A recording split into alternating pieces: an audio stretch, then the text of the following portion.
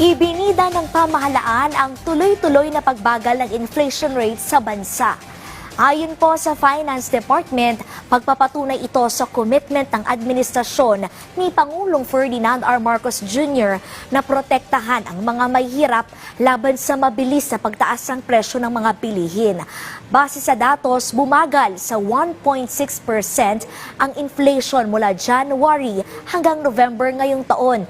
Di hamak na mas mababa sa 3.4% noong January 2024. Sa paglalarawan ng DOF, ang 100 piso ay pwedeng makabili ng hanggang 94 pesos na halaga ng produkto o serbisyo kung ang inflation rate ay nasa 6%.